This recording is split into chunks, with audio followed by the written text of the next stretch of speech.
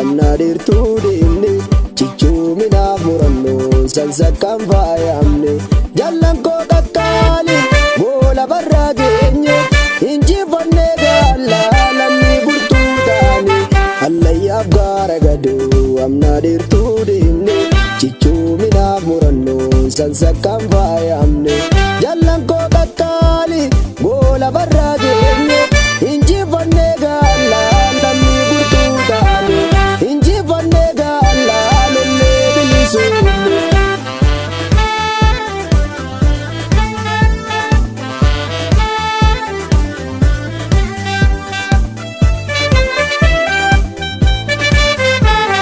Osoo arguu ta'ee madaalamnu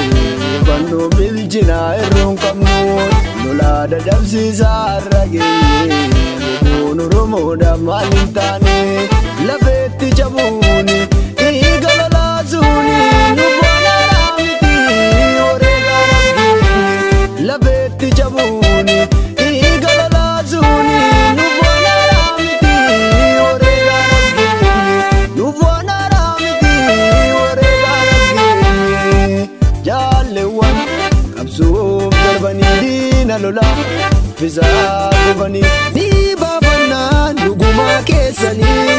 isin tarree gootota teessanii ni baafannaa dhugumaa keessanii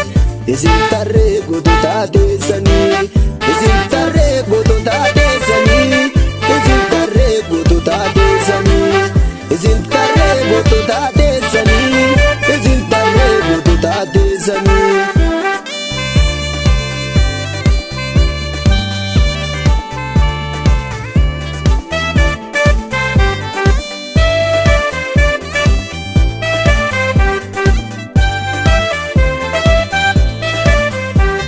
Allayyaaf gaara gadoo amna dirtuu deemne cichoominaaf murannoo sansakkaan faayamne jallan koo qaqqaali boola barraa geenye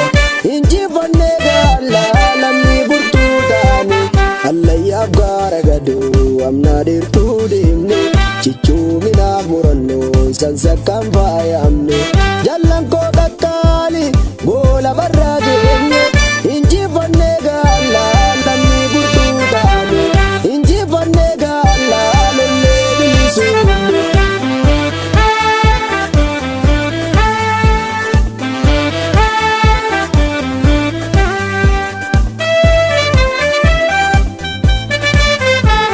Beekumsa wallaalaa numnan buune wareegama keenyaan teessoo fiyyuu kottaa karaa nagaan galaa jedhu akka waan Oromoof nurra yaadu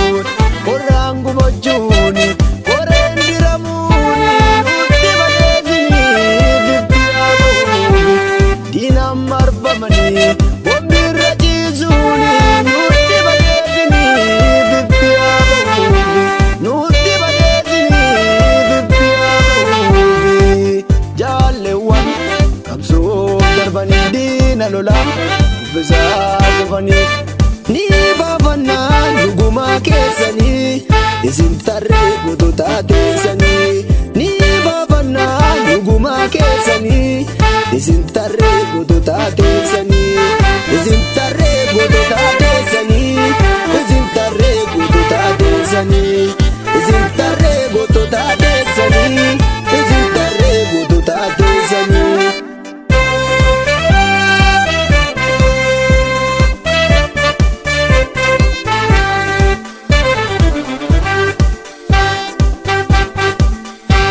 warra jiruuf abdiidha boril maaliif fakkiidha biyyaaf immoo wabiidha biyyaaf immoo wabiidha warra jiruuf abdiidha